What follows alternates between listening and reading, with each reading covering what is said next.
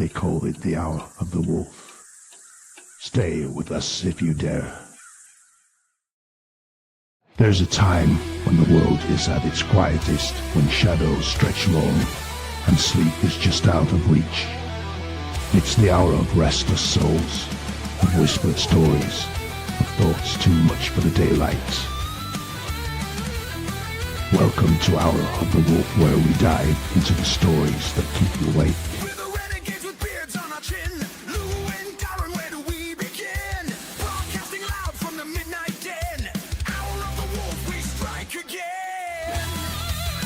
When hearts beat and the wolves prowl. The family, the community, the truths about being in a wolf pack. Stay with us if you dare.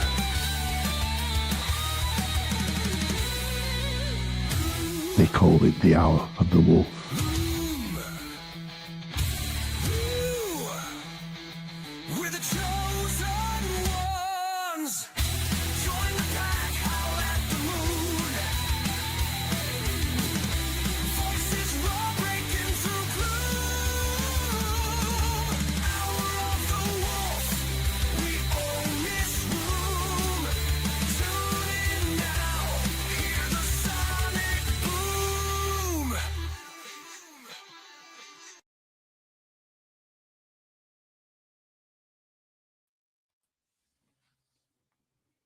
Hit that Rogers wave right there. You like that? Boom. Welcome back, chat. Welcome back, everybody. How's it going, Darren? Good evening. I've been dialing it up for 3 weeks. That Rogers, the old Rogers fucking snap there. You can do that. Yeah. Put them in the holsters then. Title belt. Title belt. Jump thing he does. You think he's going to play for McCarthy 1 year in Pittsburgh? He's back. Aaron's back, baby. I think he is too. How you doing? I'm good, man. I've been a little bit of a long break. We're back and live, better than ever. It is. We've got like 4 straight shows booked now. I mean, we are just going to keep rolling them out. Yeah, we're going to be on shows too. So we are going to be on shows. That's right. We are going to be the guests. Yeah. Yes. And we'll get more details out to people when we get those. But yeah. Clothing optional. Yeah, I'm barely wearing anything right now. I got bareback in this hoodie. I got a pair of shorts on, no socks, no shoes. I got look official Hour of the Wolf merchandise. If you guys need anything, you can hit up the Renegade merch store and pick yourself up a Hour of the Wolf shirt by our good friend Dan over at Bearded Death. Makes those for us. Skull Pile Apparel. Dan the man. Dan is the man. We have a big announcement coming within the next couple of weeks as well. So stay tuned. Very exciting stuff coming. Yeah. Really cool. Really, really cool. So, did you have a good weekend? Yeah, man. It was a low-key weekend. After a cold weekend work, it was nice to have a relaxing, warm weekend in the house. And, yeah. You looking forward to the Super Bowl? I think so. Yeah. I'm really happy to see that the Vikings cut, what's his name? Sam Darnold to go play for a Super Bowl team. That's very Vikings-like. I was hoping Devontae would get a chance to win one, but I'll watch it. You watch the Olympics at all? You an Olympics fan? Because that starts next week too. Yeah, Olympic ski jumping. I love that. Because they train right by you, don't they? They don't train here, but they have. Well, it's just something that's been in my family forever. Ski jumping. Not me personally. I'm too wide and too fat to make that trek down the hill. But I've seen the ski hill over. I don't know, but what, maybe 5 miles away from your house, roughly. Yeah, I guess I can see the scaffolding from my house. Yeah, it's always been something that's always been their family, and I have friends who Ben Erlinson. He's a Westby native. He competed in the Olympics in 2002, Salt Lake. So my dad actually has that bib upstairs hanging up. Oh yeah, that's cool. Yeah, I've got still have a lot of friends in that community that are really cool. I don't know anybody in the Olympic team. I'd love to get them on the show, but yeah. I don't notice the marquee names this year. But I haven't paid as much attention, I guess. I'm excited for hockey. I like the Winter Olympics better than the summer. I love winter. I think that the luge, the bobsled, the speed skating, curling. I like to watch curling. I love curling. I can get to curling all day. Yep. Old owner of my my old company that I used to work for was the board of directors or something for the Green Bay Curling Club, and he used to make the curling stones. They'd pour marble curling stones, so they use the marble curling instead of, I think that all true curling stones are cut from the same place in Scotland or something like that. I think there's an island they get all the granite from or whatever, but he made these out of marble, and he had a mold, put the handles on them and everything out of marble, and then they used those at the Green Bay Curling Club. So that was pretty cool. I used to go watch him play every once in a while. That's got to be a hell of a process to make those. Well, we did the marble countertops as well, so we already had all the crap there. So it was basically, at that time, it was just a mold, I think. So he just poured them. He used to have stacks of them sitting in the back of the warehouse. So it'd be fun. That'd be fun to try curling once. It was cool. The thing was, unfortunately he passed away before I ever got a chance to learn how to do it. I went to watch him a couple of times, and he always said he always said he would show me how to play at some point in time. We just never got around to it. Also, I got a buddy who went to Wausau for a hockey tournament, and like next door to the tournament was a curling ice, and he showed up, and he took his skates out there and all that stuff. And he's like, I've never done curling before. How do you do it? And he goes, yeah, well, it started out. Where's your cooler? so it's like ice fishing. Yeah, he's like, yeah, you're not curling until you bring a cooler. It's like, oh, shit. Yeah. Good looking group of people in the chat here tonight. Welcome, everybody. Nice to see. I see a lot of good names. It's a lot of names I recognize. Dylan, Travis, Lurch is in here. Ben's in here. Beans is in here. Yeah, we do have the hashtag Beard Death giveaway. Everybody's beating. Pretty sure I saw Thor earlier too. A Thor appearance popped in. Yep, there's Thor. Slade just popped in. Yeah, they all roll in eventually. Alabama representing, father of assholes. That's still one of my favorite Discord names. That downhill skier in the next county over from me in Indiana. I didn't know they have hills in Indiana. Good for you guys. Might have hills, but they don't know how to make bourbon. Easy. Sorry, Indiana. Easy. No, I'm just gonna say I bought a bourbon, something with the name Goat in it. I just thought it was a cool name, and it wasn't the cheapest bottle of bourbon. It wasn't that good though, and I couldn't drink it straight, so I tried mixing it with any number of things, and I just couldn't get it to taste right. So a very bad experience with it. The one Indiana bottle I had was from St. Elmo's. That was fantastic. I can't remember where this was from. I just remember it had the word goat in it. The name was goat something. So like Goat Dancer, was it? I don't think so. No, I think it's Wisconsin actually. Goat Dancer's Wisconsin. Oh well. We got a good show tonight though. Yes, we do. Got our Beard Brawl coming up here in Wisconsin for the Renegade Beard Club at Brodhead Manor in Wisconsin. And our guest tonight is one of the investigators. We had an opportunity to meet him last year at the Paranormal Rockdown. And he's coming back and helping us out at the event in Brodhead. Let's get him in. I got him. There he is. What's going on? How y'all doing tonight? You got the old Rogers slick for you too. You like that? Look at that. A double Rogers shot tonight. Yeah. I like it. So how are you guys doing tonight? Very good, man. Awesome. Look, I first and foremost want to say I appreciate you guys having me on the show for an hour or so. And I also appreciate the invitation to come and attend the Brodhead Beard Brawl. Oh, it means a lot to me. It's an honor. It's our honor to have you here, to have you here and to have you at the event. So for those of you who don't know, the comment that was just pinned, Morgs, that is my girlfriend. That's my partner.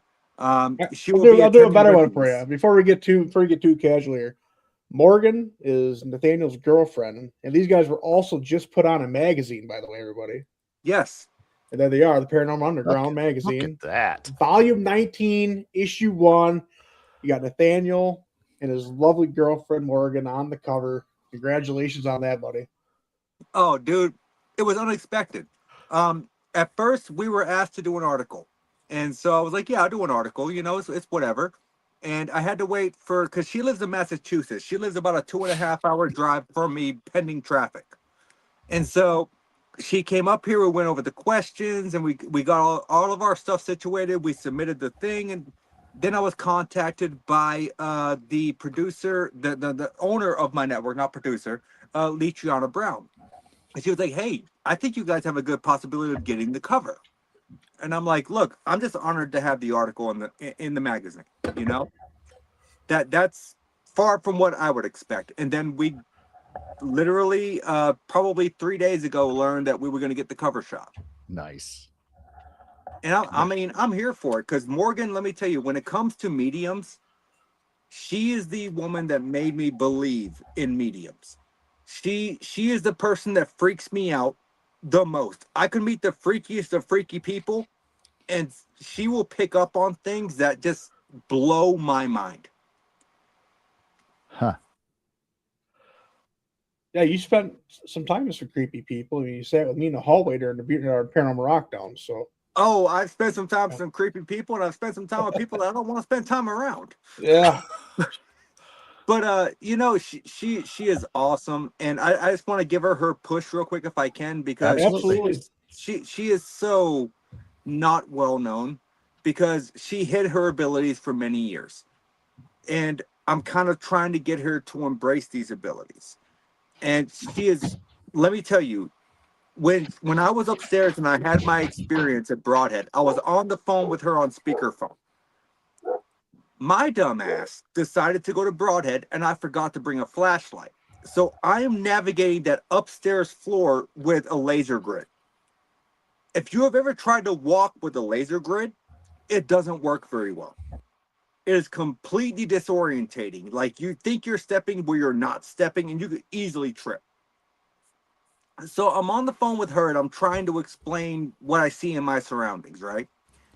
And out of the corner of my eye, I see, and you guys have been to Brodhead, you've been upstairs. So you know you have that set of double doors off to the left hand, or I would say west side of the hallway on the upper floor.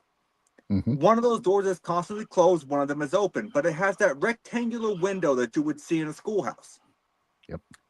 And I saw a shadow, clear as day, past that doorway and the window. And I was like, hang on, Morgan. I don't know what I just saw, but something just caught. She said, oh, I know what you saw. You saw a shadow. Huh. I was like, what do you mean I saw a shadow? And she said, well, it probably covered up half of the window. I would say it's a male. I think it was an authority figure at the school.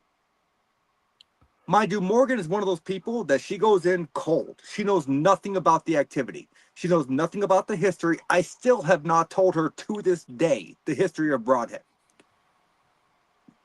And so when she picked up on that authority figure, I'm like, well, what are you picking up on? She said, I think it's a male. I think he's a male, and I think he's trying to assert dominance or something along those lines. The conversation was over a year ago. And that's when I found out that there was the spirit of the principal there. Yep. So maybe that's what I saw. And I was like, oh, okay, well, before we continue this conversation, let me go and see if I can figure out naturally what's going on here, because my mind is debunking. My mind is disproving. I'm going to walk down there and try every physical way that possible to disprove this. I'm walking down, and as you guys know, on the third floor, you have that second set of double doors in the middle. And those doors are always propped open. They're never shut, from my understanding. And as I was walking by that, I physically, with my own two eyes, saw the handle, which is a long handlebar handle for a door opening, lift up and slam down. Sheesh. And I was like, oh, holy shit. What was that? And my thought here was maybe the handle was already priorly lifted and just got stuck and it fell. And I tried for about 10 minutes to disprove this. I tried to prop the handle in a position that I could prove it, and I couldn't. And while I'm in this process, and I finally think, okay, well, maybe, and I started to say something along the lines of maybe this got stuck in place and it fell, I see another shadow on the opposite end of the hallway that was half the distance up the doorway. And Morgan said, "Oh, you just saw another shadow, didn't you?" Before I could even tell her. And I'm like, yeah. And she's like, "Well, can I tell you that I think the shadow was a little girl, and she's got hair that goes down maybe just past shoulder length, and is blonde, and she's wearing a dress." And after talking to Bill, there is a spirit known on that floor that is a little girl wearing a dress with almost just beyond shoulder length hair. You want to talk about someone who does not believe in psychics, someone who does not believe in mediums, being freaked out beyond recognition? Yeah, that was me at that point. Is she coming along with you to Brodhead in June? She will be there. That'd be sweet. Excellent. And she's going to be my side by side as we walk through. And I swear to you, until this day, other than what she's picked up on, I have never told her the history of Brodhead. She still has no idea. Somebody last year was telling us a similar type of story when was it Mary? I can't remember who it was telling us a similar type of story when they go into somewhere they don't want to know. They want to go in with no preconceived notions of what they're going to experience. And that's exactly how she is. And that's how we practice. Like, the way we practice is I pick a location and she calls me because, like I said, she lives almost 2.5 hours away. I don't give her any knowledge, and she will literally, and I can tell you I would give her a 94% accuracy rating, read the location that I picked up on and I researched. Huh. I can't explain it, and it freaks me the fuck out. I'm not going to lie. Bizarre. Like, the whole medium thing has always been such a mystery to me because, like, you'll see them on, like, all the TV shows now. They always seem to travel the medium, Ghost Adventures, and even Jason Hawes still uses a medium once in a while on his separate YouTube channel. Like, they seem just to hit it on the head all the time. Yeah, and that was never my intention. And to be honest with you, when it comes down to it, if you watch a lot of the things you see on TV, right, we all know it's accentuated for television. We all know that there are certain scripts they have to follow. It's never fully real. I can tell you that when you guys meet Morgan at Brodhead, and I would suggest both of you walk around the building with her separately. You are going to be shocked. Huh. What day are you guys rolling in? You guys rolling in Thursday, or you guys rolling in? I believe we're coming in Thursday. Okay. Excellent. We'll be there Thursday too. So. And I would suggest you guys pull her off one by one, walk her through. And here's the thing: is I want to kind of run an experiment for myself. Is I want you guys to pull her off one by one, walk through the building, and see what she picks up on, based with both of you separated, and then you can get together and compare.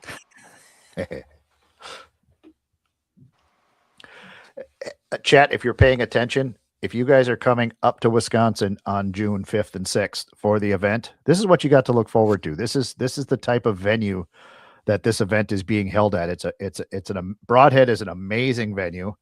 There is a lot of activity there. There is a lot of unexplainable phenomenon going on in that, and the host and the building itself are just the host is Bill and Ron. They're amazing people, and the building itself is phenomenal. So you guys are in for a treat if you're coming up to Wisconsin in June. So yes, and be sure to partake in Bill's nuts.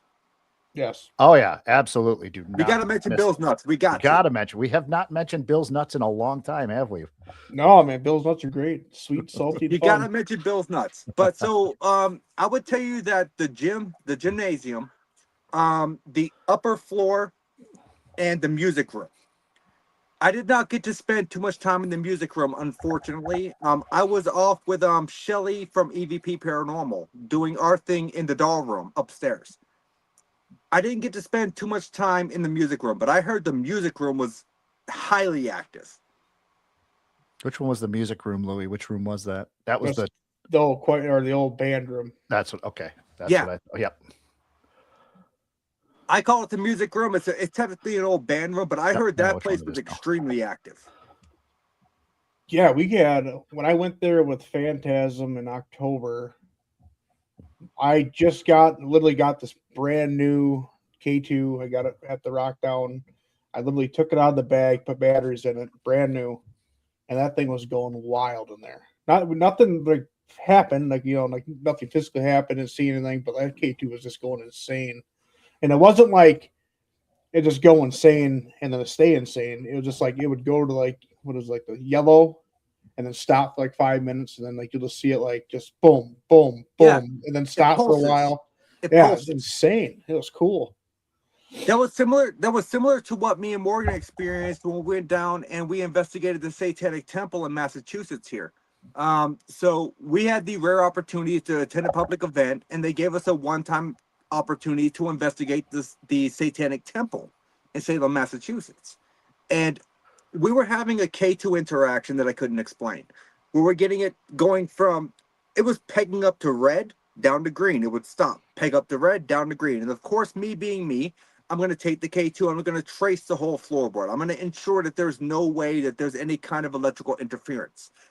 And what sold me was when I put two K2s next to one another, and both of them were simultaneous. And as soon as I sat down next to them, if you guys want to see this video, Louis, I'll send you the video. Okay. I sat down next to them. As soon as I sat down, the activity would stop. The K2s would go silent. I would stand up and walk away, and they start pegging again. I have no way to explain that. Not to mention the video that we caught, because if you go into what's called the throne room, they have gold foil and red walls. So it's a reflective surface. A lot of things can happen with a reflective surface for those out there that are not, I guess you could say, very adept at the paranormal. When you have a reflective surface, there's a lot of accounts you have to take into intake, because anything can cause a reflection. Here's the thing. I caught movement in my camera, and I have this on video, on the gold foil wall that I cannot explain. And I have tried my best. And mind you, at the time this movement was occurring, there was no one in that room. Me and Morgan were the only two upstairs. The motion sensor music box that I had in that room was going off. I wish I could explain it, because that's my thing. I debunk, I explain. And I've got nothing for it. Well, that's the mystery, right? Something you can't figure out. That's paranormal. No, I love that. That's the great thing, and that's what I love, is when you have those experiences that you look at and you evaluate it from every single aspect and every single standpoint. And when you're left with more questions than you have answers, then you kind of have to chalk it into the paranormal category. So let me ask you a question. You've been doing this for almost 20 years now, if I'm not mistaken, right? Yep. What got you started? Was there something that triggered you to start doing this? Was this something you always enjoyed as a kid? Good question. Good question. So I have always had an interest to start. So going into a little bit of my background, I am Wiccan, but I don't study the typical Wiccan creed. As far as, I don't mind smoking cigarettes, I don't mind taking in alcohol. Some Wiccans are hardcore. They don't do that. Mm-hmm. So you're like the fun Mormon, right? Yeah, the fun Mormon. I like that. I like that analogy. That's a great one. So hang on, let me backtrack because I'm getting a little bit ahead of myself here. So I had a friend that I felt had done me wrong. And at that point in time, I was studying a form of Wicca known as Vodun. It's basically Louisiana hoodoo. And I created a voodoo doll. And I understand the rule of return. Anything that you do against another person, if it has intent to harm, it comes back on you tenfold. I created the voodoo doll because I felt like he had done me wrong, and I did nothing with the doll. But that's when it all started. I set the doll on my mantelpiece and didn't really think much of it because I'm not a vengeful person. I made it with a vengeful aspect, but I'm not that kind of guy. 2 days after I made the doll, my dog Stormy, she was a pit bull. She was about 20 years old. That's a very old age for a pit bull. That's an old ass pit bull. Mm-hmm. Yeah, she's about 20 years old, and she was laying on my bed, and I got up that next morning to go to work, and she had lost the capabilities of holding her facilities, and she had an accident on my bed. I came home from work that day. I washed my sheets, washed my blankets, and she comes down to go to bed that night. And I looked at her. I said, "Stormy, no, baby, you can't sleep in here." I'm like, I can't have you pissing on my bed, basically. And she had slept with me every day for almost 14 years. That dog was like my comfort. And when I went to shut the door, I looked down the hallway and I saw her standing there, and her head was cocked back, and she was like looking for me to say, "No, I'm wrong on this aspect. You can come back and you can sleep here." The next morning, my father woke me up when he got up for work at about 3:45 in the morning to inform me that Stormy had curled up in a ball and passed away under an end table. That still hurts me to talk about. I'm not going to lie. That was, I still won't own a dog till this day because of that. And it was that night that everything started, because I'm OCD about doors, my closet doors, everything. I walk through a house and I see an open door, I shut it. I don't know why. I've always been that way. And when I went to bed the night after she passed, I had my closet door shut. It was those French style doors that have the latch that go over, and you have to latch it shut like through the eye hook. I had it shut. I went to bed. And then I started hearing scratching noises on my footboard. And the scratching noises, I'm like, where are these coming from? I was finally able to shake it off, went to bed. Next day, I go to bed, and I hear the same scratching noises. And I'm like, what is causing this? And then I feel this tugging on the foot of my blanket. And in my half awake, half asleep stupor, I said, "Stormy, honey, stop pulling on my blankets." And it kept happening for about 3 or 4 minutes. And finally, I kicked my foot back, and my foot hit something solid. And I was like, it clicked in my head. What did my foot just hit? Because my dog's been dead for 2 days. And then I hear this almost, I don't want to say demonic, because I don't necessarily believe that everything in the paranormal is demonic. I'm just going to say unhuman-like sounding voice. Say my name. And based off of what I told you earlier about how I am about doors, it took about 5 minutes for me to muster the balls to roll over, grab my flashlight, and turn it on. My closet door was wide open. Huh. And that's where everything kind of started. Over the past, I would say 5 months after that, I would constantly, 3 a.m., feel the tugging on my blanket. I'd hear the scratching noises. And then the nightmares began. I started having nightmares about me dying in very violent, different ways, but through a first person point of view. And then the tapping on the window started. 3 a.m. every morning, tap, tap, tap on my window.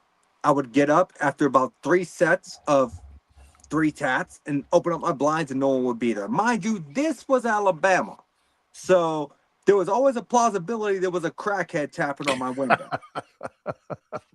That's what I was chalking it up to. There was a crackhead tapping on my window, and maybe they had the wrong window that they were looking for. And then I invited 4 or 5 people down to stay the night at my house to experience what I was experiencing. And every single one of those people that I invited down, they heard the taps on the windows. I open up the blinds and there's no one there. So I have witnesses that these occurrences happened. And as soon as as quickly as they started, they stopped. Fast forward a month and a half, I got married to my ex-wife, Teresa. We moved out to a small town in Clayhatchee, Alabama. So Clayhatchee is a population of like maybe 500 people. It's one of those places where everything closes down at 8 o'clock at night. If you want police help, you have to call the state troopers, and they're going to be there in 3 hours if you're lucky. And I used to work the night shift at that point. I was working at McDonald's, and I would go in at 4 o'clock, and I would get out about 2 to 3 in the morning. And I would get home, and I would see shadows crossing through the bay window in the kitchen. And I'm like, well, what is everyone doing up? I don't know what's going on. So I'd walk inside. No one would be awake. Didn't know where these shadows were coming from. And it kind of, and I'll kind of curve back to this later on. But so, because that property has a very huge history tied with me, and I didn't know it until later on. But there was one night where I came home and I went to sleep. Everything was fine. The next day I was on vacation. I'm like, fuck, I ain't got to go to work for a week. What am I going to do? And the first night of vacation, I laid down to go to sleep, and I fell asleep probably, I don't know, 10 or 11. And I woke up with this extreme pressure on my chest, like I was being choked. It's really, some call it sleep paralysis. And I don't know if you've ever experienced sleep paralysis or not, but it's one of the most terrifying things you can ever go through. Because you wake up, you can't move. And I felt this pressure literally like right here. I could not move. And what seemed like an eternity, but to be honest, it was probably like maybe 30 or 40 seconds. I finally shook it off. And when I sat up, I saw a figure standing at the foot of the bed that was blacker than black. And when I say blacker than black, because when you live in Clay-Hatchie and there's only 2 to 3 streetlights in the town, you know it's blacker than black. Oh, yeah. Hell yeah. And I saw it drift backwards into the hallway. When I say drift, I don't mean it stepped backwards. It drifted. You could almost physically see it doing the undulating, floating thing. And it exited the doorway, and then the hall light, the light bulb, got extremely bright. It lit up the whole room and then exploded. And at that point, I'm like, I don't know what's going on. And so to go back a little further, my family had a very huge history of addiction as far as drug use. And when we first got our first place in Alabama, it was in the same exact trailer park, on the same exact lot.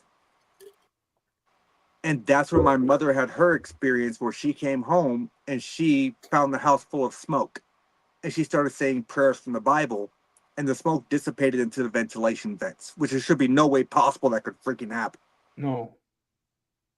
So was what I experienced maybe a culmination of something from my childhood, or was what I experienced maybe a culmination of something with, I really don't know. I don't know how to explain.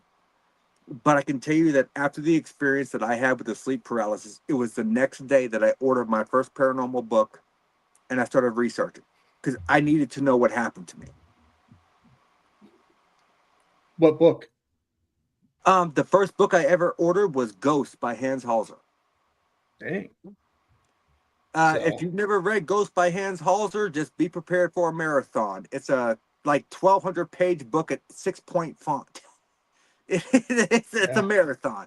But I always had an interest before that, though. Like when I was in elementary school, the first book that I ever checked out was the 13 Alabama Ghosts and Jeffrey, written by Catherine Tucker Wendell. And actually, I got to give it to Morgan. She got me an autographed copy of that book somehow. The woman died 20 years ago. And the autograph date on it is 1980.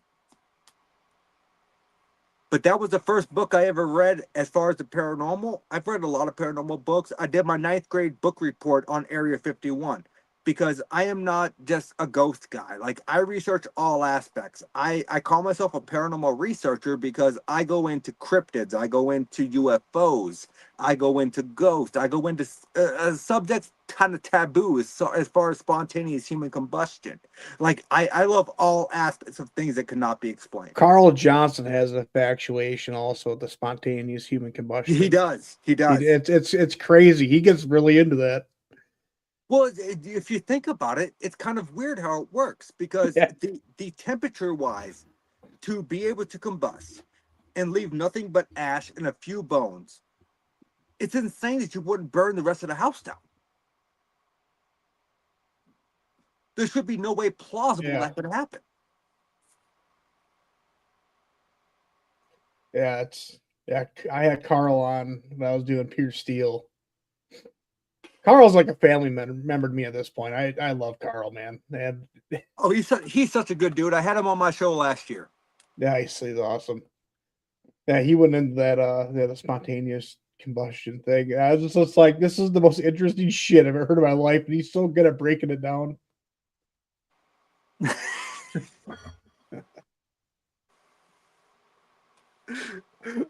I don't know what to say to that comment, Mike. That was great. He's been rolling out some. I have no, yeah.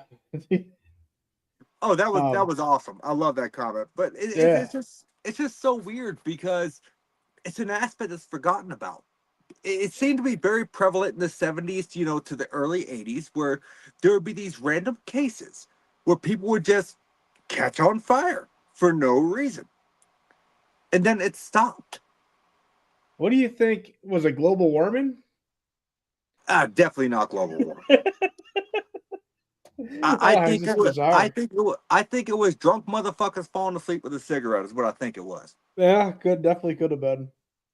That would be my take. But then again, a lot of coroners will say that the fire started from the inside, not the outside. Because in order to generate the heat to burn human bone to ash, I mean that's a decent amount of heat that's needed. So I really don't know how to explain that. But my guess is someone fell asleep with a cigarette, and I don't know, maybe they had one of those like heat warming pads on them and it just kind of superheated and they exploded. Who knows? Maybe the cigarette fell just perfectly into the bottle of whiskey and kind of like a makeshift Molotov cocktail. Yeah. Darren, if you're talking, you're muted. You immediately trying to come up with a reason for the spontaneous combustion brings us to something that you do, that you like to do. You like to debunk. You like to prove things incorrect. Is there a reason you started doing that? What's the thought process behind wanting to do that? Because I've seen you on interviews where you specifically say you don't mind ruffling some feathers, you don't mind stirring the soup. I don't at all. And that's a great question. It's actually a question I've never been asked before on a podcast.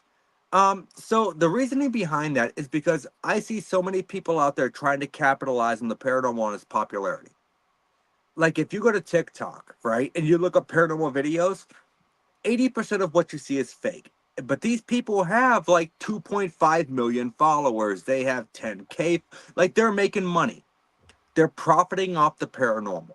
And so I feel it's my duty to point out the logical before you explain what's paranormal. Because when it comes down to brass tacks, you go into a location, right? You have to take all these different counters into effect. Is there a draft? Is there a fear cage as far as unshielded wiring? Is there high EMF? Is there high EMF not only in the location, but in the yard outside the location? Are there power lines? There's so many different things you have to look into and so many different aspects that you have to evaluate. And there's so many people out there that watch these videos on TikTok and they instantly buy into it and think that it's paranormal. They don't look at the logical. They want the entertainment. And that's what I want to go away. Is I don't want people to look at the entertainment value of the paranormal, because as soon as they start doing that, then that degrades everyone out there doing the real work. The people out there proving or trying to prove that paranormal research is a legitimate form of science. The more people that we have out there faking shit, the less plausible it is for any accredited form of science to accept the paranormal realm as accredited. That makes sense. Yeah, see, I agree with that wholeheartedly, just for the credibility side of it, because you get people who literally go and tag every single one of their thumbnails on YouTube as the red-eyed demon came out to play tonight, or the red-eyed demon made us quit tonight. And it's just, or the blue-eyed demon made us quit tonight. It's so I feel like some of the titles on that, I'm not going to give the name of the people, but they're twins. No, it's unreal, the repetitiveness And just how fucking I don't bland want it to is. name any names, but So I can tell you, I know exactly who you're talking about, and I've invited Well, you them on agree with my- that, don't you? You know exactly what I'm talking about. I You agree do, with and it. I've invited them on my podcast, and they've refused. So We got to hit him the old Rogers wave. They'll come. and let me tell you, like it bothers me, and that's the whole format. Is when people see me doing my thing on TikTok, as far as I go through and I break down videos, it's a painstaking process. So for me to put out a 2-minute video, it literally takes me about 2 weeks of work because I go through and I still frame.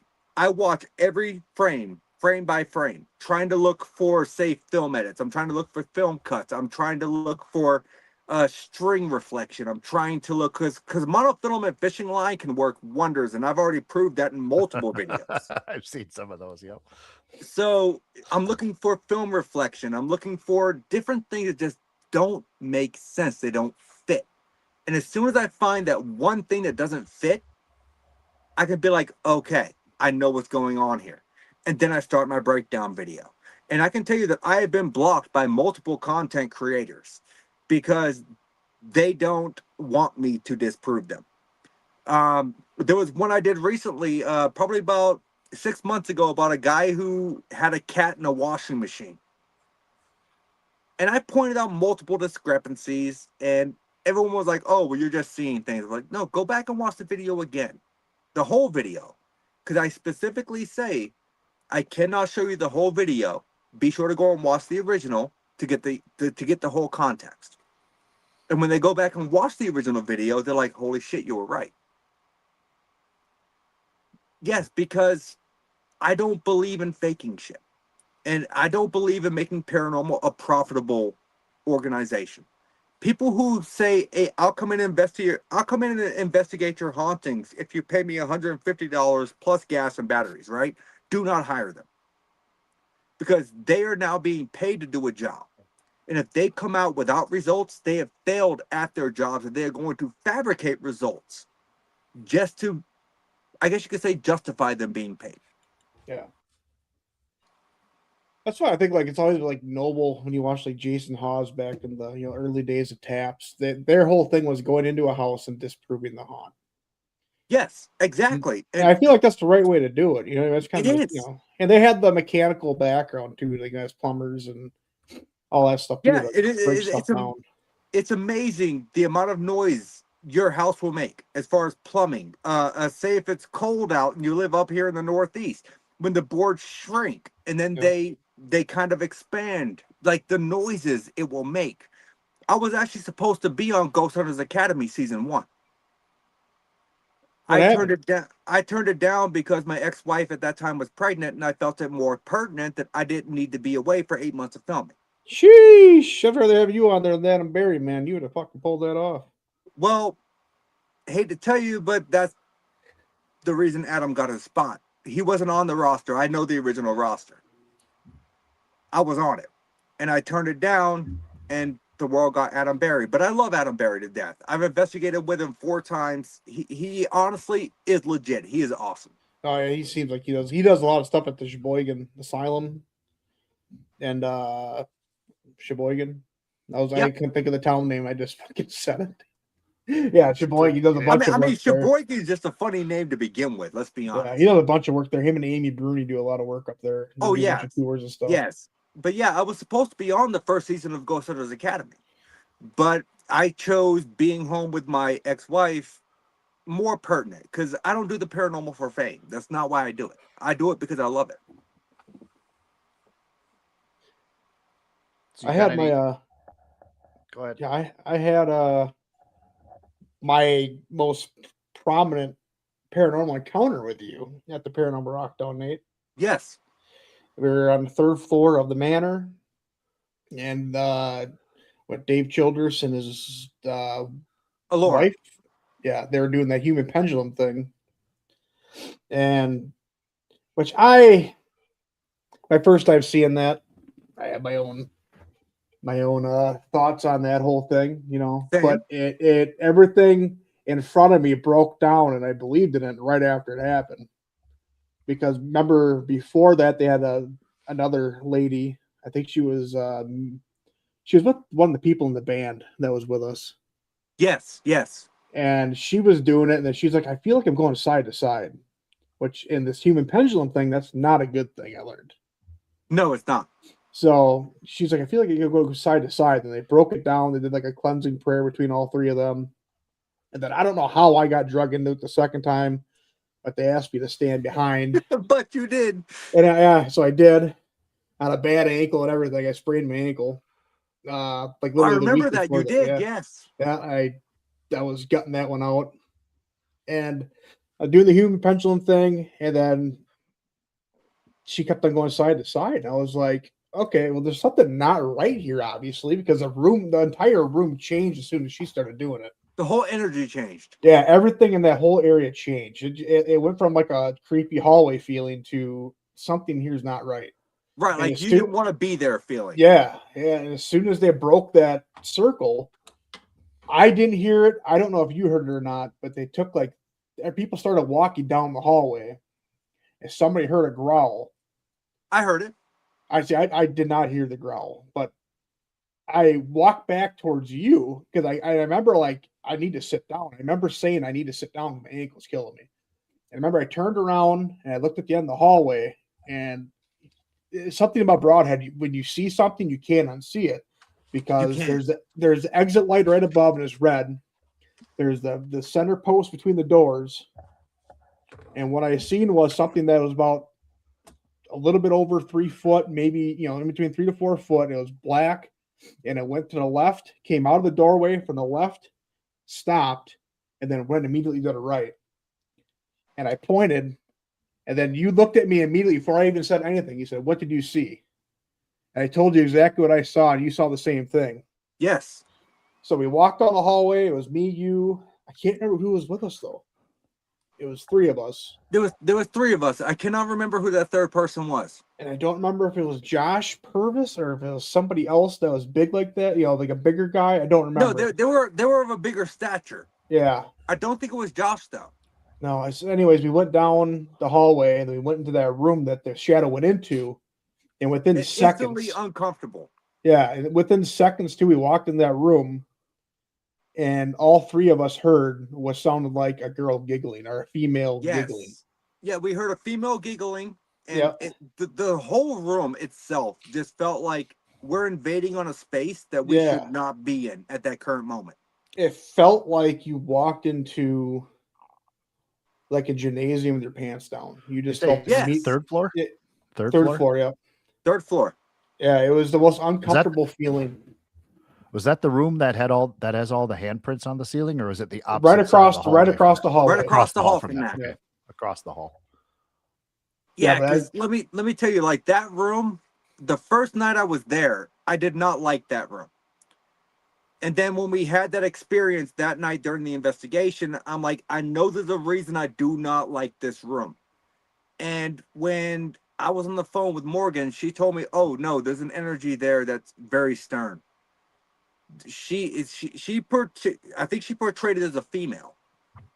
And then she told me, well, there's a desk there that doesn't make sense.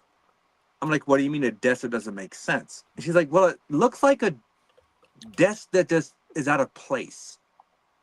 And when I went back and looked, I have photographs. There's an old teacher's desk in that room. Oh, yeah. And I'm like, if you're not there physically, how do you know that?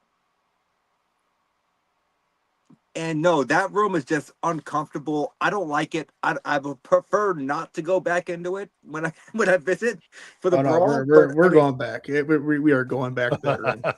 I mean, I'll do it. I'm just going to tell you, like, I don't want to, but I'll do it, brother. As soon as you walk in there, I'm gonna be in shape by then. I've been getting into the gym. I'm gonna be in shape. There's nothing to be afraid of. It's gonna be me and you against the world. I will still be as out of shape as I am now, and I can tell you that, like, as soon as you walk in there, though, like the electrostatic, all of your hair stands up on end, and you're just like, I don't understand what this feeling is, and it's just wild.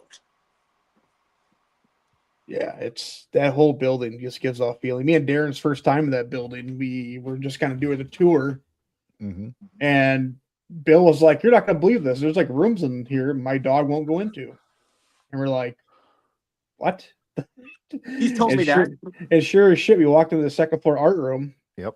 He's like, yeah. He's like, watch this. I actually ran into the dog. The dog stopped dead cold right at the threshold, and I walked right into the back of the dog. She stopped so quickly. Yeah. Would not come in that room at all. I can tell you that the one room, even though I had those experiences upstairs that I want to explore more, is I want to explore that second story bathroom. I don't know what it is, but we had when I was there at Phantasm, we had my K2 was going nuts in there. Something about that bathroom. That's where I was drawn to. And I found myself when I was out wandering the place, because I was there for 3 nights. So of course I'm going to be out wandering and just doing my thing. I found myself spending more time in that specific bathroom than I did anywhere else in the building. Interesting. And I don't know what it was. Maybe it was the open maintenance hatch, because I do have a picture of me standing in the maintenance hatch, because, well, why not? Yeah, why not? But I find a creepy crawl space. My ass is going into it. I actually got to go down to the underneath the boiler room, and they had this open hatch where it took you down underneath the school. Oh. And they were like, oh, well, see that. They have this spirit supposedly down there. I'm like, well, I'll go down there. Well, can you get down there safely? I don't know, but we're going to find out. And I actually went down, and I was in the crawl space. Yes, not a comfortable feeling in there. That whole boiler room, we had a lot of stuff going on in that boiler room. Yeah. Oh, the boiler. Yeah, room we did our private investigation with Michael Angus. Yep. And that was wild. I don't know how I did it. In that I went through that building how many times on a sprained ankle. It was nuts. I got it out, man.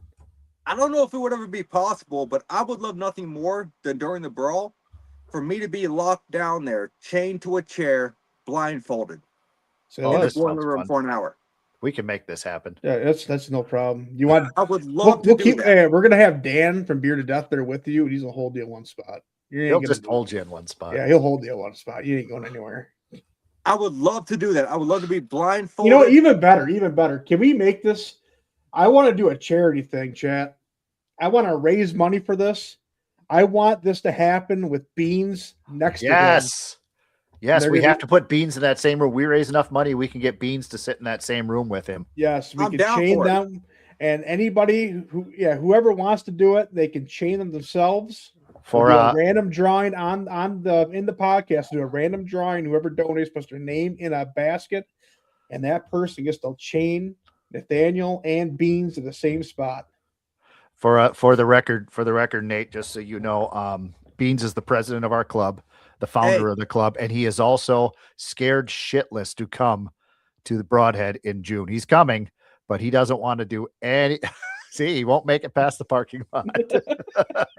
Well, look, if it's for charity, let me tell you, I am down for it. I would love nothing more than to be chained down in the boiler room to a chair with a blindfold. We need to make this happen, Louis. I think we got to make this happen too.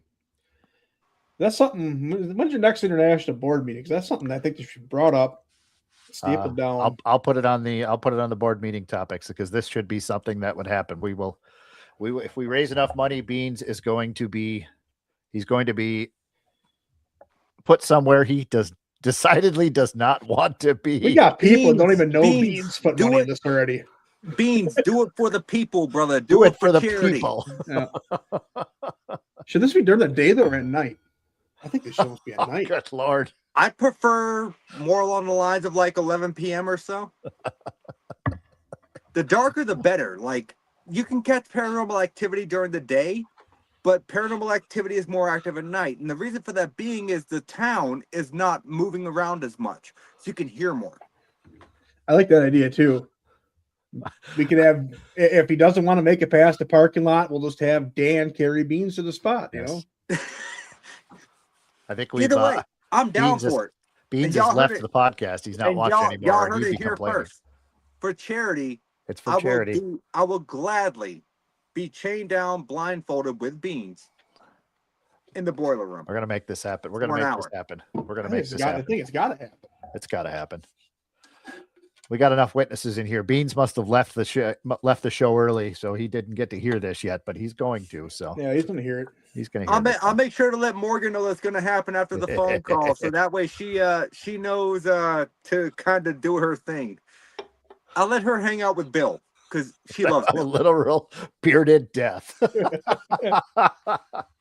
We got a lot of people. We got a lot of people saying here. My only question is there a camera that we can set up there and live stream? Oh, there will be. Yeah, no, we'll get something. Because if we can do that, that would be amazing, and I would be 100% down for it.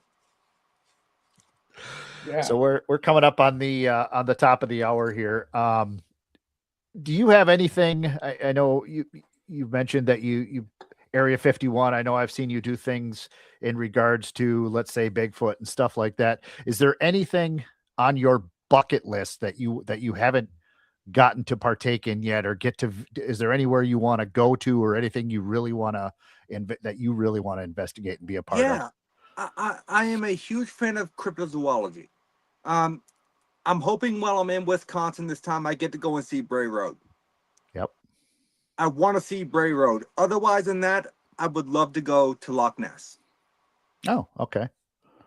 I actually have stones in here that my girlfriend got me for a Christmas. I think it was last year, that are stones from the lake of Loch Ness. Oh. So I love Nessie. That is my favorite cryptid.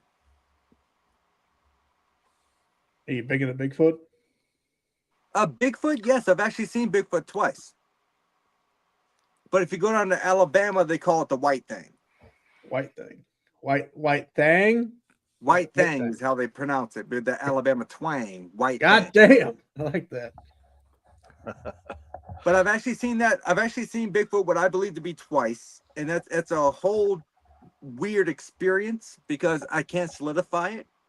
But I can tell you, I know what I saw. Yep.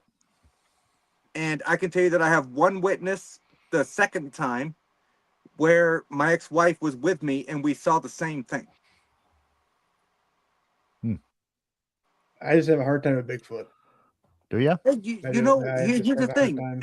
And that's fair. Is Bigfoot a physical being? Is Bigfoot an alien? Or is Bigfoot a metaphysical being? Can he travel amongst dimensions? A lot of people sit there and they tell you, oh, we can't believe in Bigfoot because he's never found a body. Well, you have two different scenarios here. What if Bigfoot is so much like humans that they bury their dead, and so you never find the body? And or what if Bigfoot is just a metaphysical being that their body dissolves as soon as they die to reincarnate?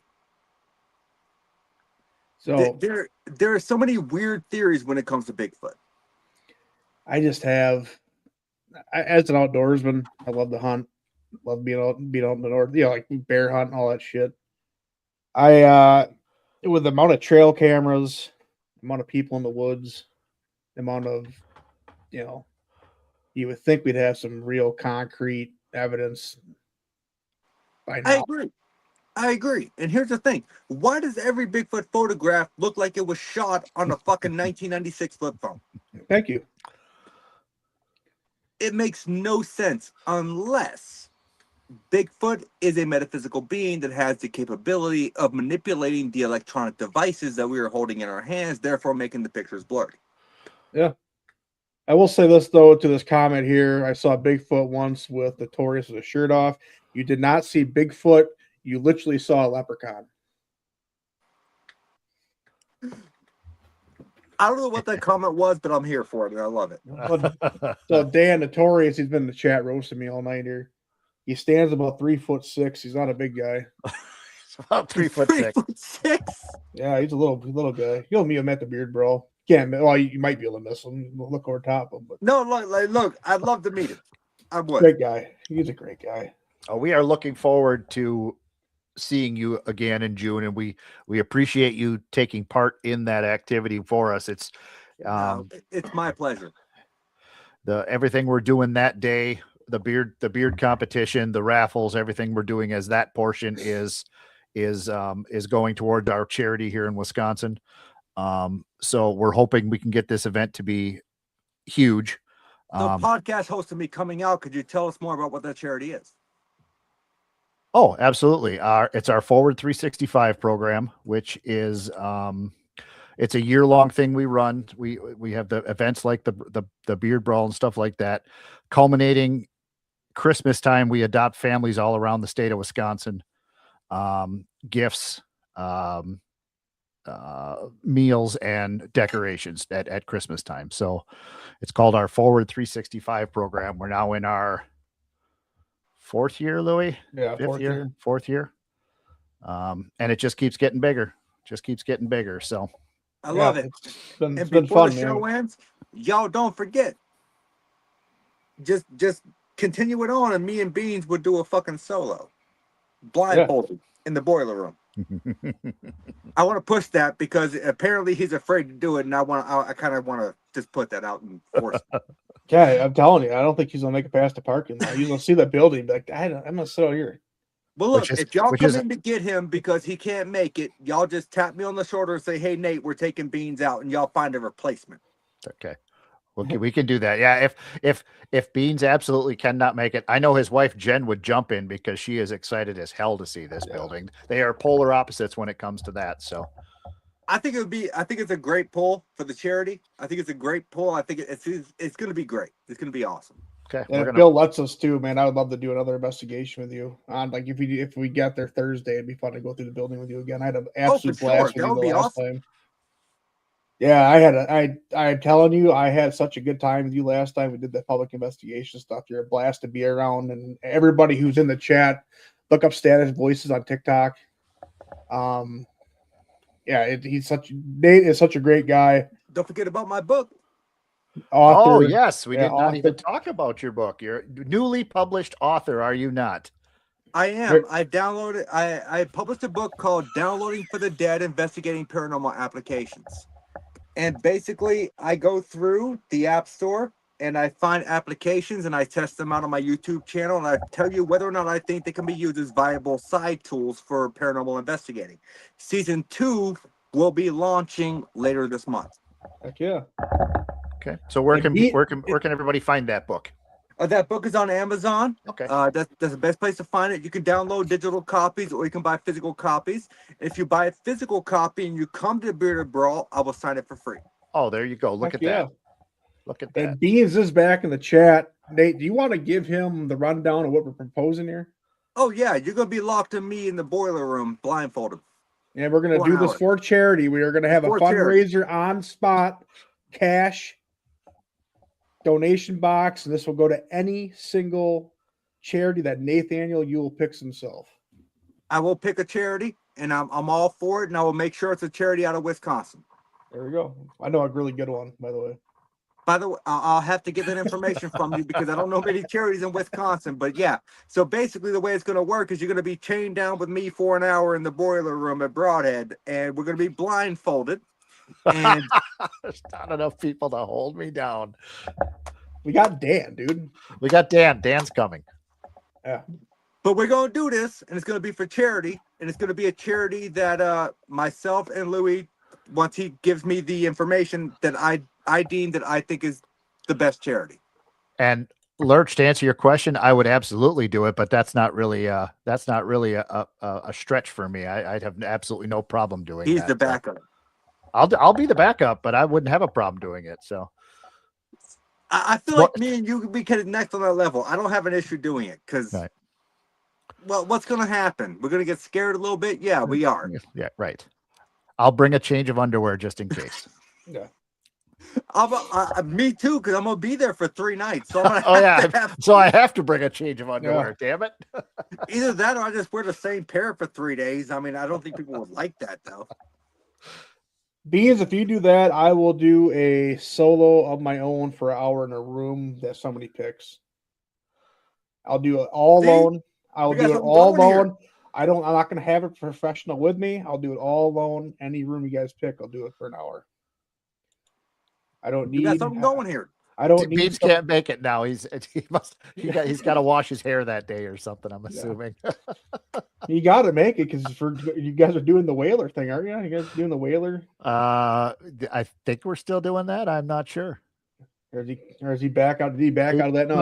He's backing out of everything. All based on having to be chained down in the boiler room at Brodhead. Yeah. I'm looking forward to this, guys. Like, let me tell you, dude, I am I'm so so looking excited. forward to this event, and anything I can do to help raise money for your charities, I'm here. Yeah. Yeah, I'm really excited too, because it's not just, obviously you and Morgan to be there, but Shelly's going to be there from EVP. And then also, Vince Killian's going to be there as well. And that's the whole crew. Shelly was my cohort last time. Yeah, she was great. Yeah. Mind you, I was thrown into that like randomly. I had no idea I was being a leader and an investigator until literally 20 minutes before the investigation started. There's nothing wrong with that though. I didn't know I was going to be I didn't know I was going to be a comedian at that event either, and they just kind of tossed me into that as well. No, it didn't bother me, but I'm like, Bill, I didn't bring any equipment with me. Yeah. Like, whose equipment am I going to use? It's all feeling, man. We made it work. It worked out. Yeah. I love Shelly from EVP. She's amazing. I love the whole EVP crew, to be honest. They're all great folks.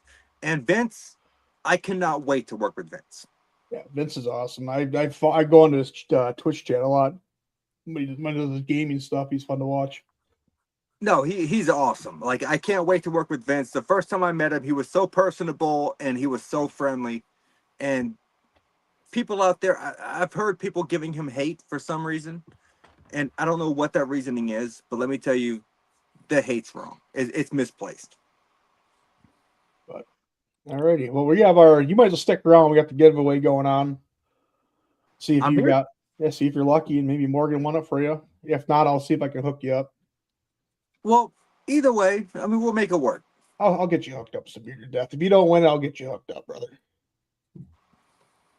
Little known fact, Nate, you remember you were actually a Renegade prospect for a cup of coffee last summer. I was. You joined for a little bit. Unfortunately, I logistically, I just didn't have the time. Yep, I do remember that. That screen is so bright. Can you see that thing on the side of my face? I can see it. It's fine. It's fucking bright. All right. It's a little bright, but you're the guest there, buddy. You want to give us the countdown? Where am I starting at? You can pick whatever number you want. 5, 4, 3, 2, 1. See if Morgan had that feeling for you. Come on now.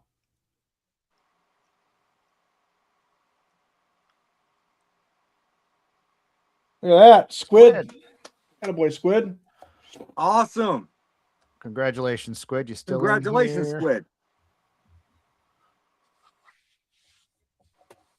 Not sure if he's still in here or not, but I'll let him know after if not. Well, even if he's not, congratulations, Squid. Heck yeah. Yeah, I'll get you. He is an Alabama boy. I know you got some Alabama ties, Nate. He is a Squid is an Alabama guy. Actually, we got quite a few Alabama representing in here today. Yeah, Bama's showing out tonight. Roll Tide, baby. Yeah, I'm hoping that once everything kind of like calms down in my life and I could kind of find that mutual aspect where I could, because I would love nothing more than to be a part of the Brotherhood, to be honest. No, it's just absolutely at that point in time, there was too much going on. I just couldn't handle it. I couldn't do it. No worries. No worries. Well, yeah. Well, that brings us to the end of the show, but God, thank you so much for coming on. This has been a blast. This has been fun. There's no need to thank me. Anytime you guys want me on the show, you just let me know and I'm here.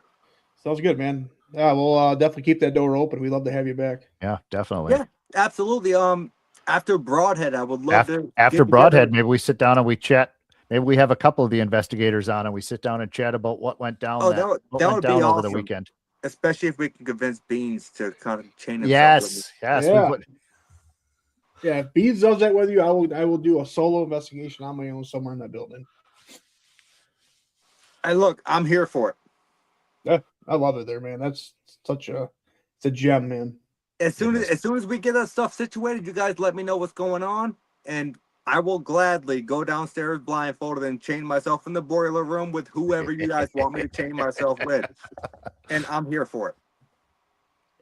Perfect. Alrighty. Well, we're gonna drop you. We're gonna do our farewells, and then stick around behind the scenes too and hang out. I will do. I thank you guys so much for allowing me on the show for the last hour, a little bit over. But guys, I appreciate you, and let me tell you, I love the work you do, and this is absolutely a pleasure and an honor to be on the show. Thank you. Thank you, sir. Oh, that was fun. Yeah, man, we're rolling her down. That was an awesome interview. So we are back. We are back February 15th. That's our scouting episode, correct? Yes, sir. Yes, we have Kelly Beard Vibes. We have Red Panda. We have Mr. Smith, our club's international and U.S. national scouts. So this would be something, club guys, if you have scouts in your chapter that have scouting related questions or want to learn the nuts and bolts of what to do club wise for scouting, be a great episode to tune into. We're going to kind of pick their brains about that, and we're going to have some fun too. So yeah, no, Notorious Red Panda probably doesn't know. He does, but he's probably forgotten. Yeah, thank you very much, Morgan, for the comment. Yes, thank you very much. Thank you everybody that jumped in the chat. We had a nice active group here tonight. It was a lot of fun. That was a great episode.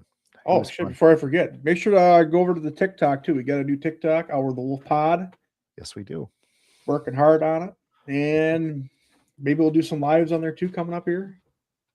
Our the Wolf 15 gets you 15% off at beardeddeath.com. Get yourself some beard products. I see Dan is making a full run of the Skull Pile collaboration now. I see, if I'm not mistaken, I saw a post yesterday that they are making that vanilla and oud, that one right there, into a full run now. Dan the man right there on the side. That's a great scent. So lots of good stuff coming from Bearded Death. Lots of great stuff coming from Bearded Death, by the way. Lots of great stuff. Yeah. Really good stuff coming in a couple of weeks. Possibly. I don't know anything about it. Oh, another Aaron Rodgers gunshot. That's a new go-to, man, I think. That's the new go-to. Yeah. Why don't you give it a go? Give it a go.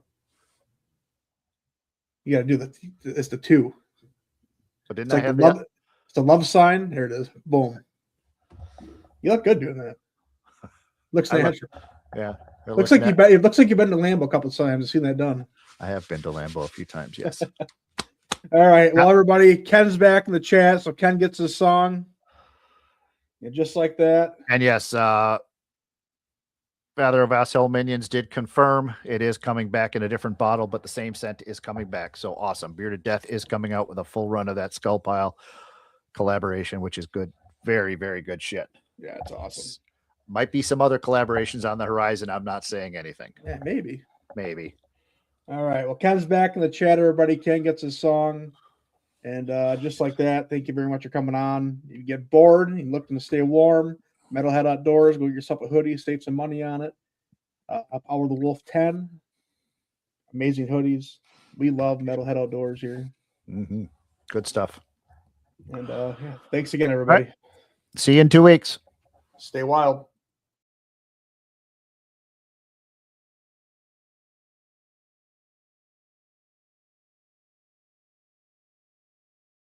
Time to play the game!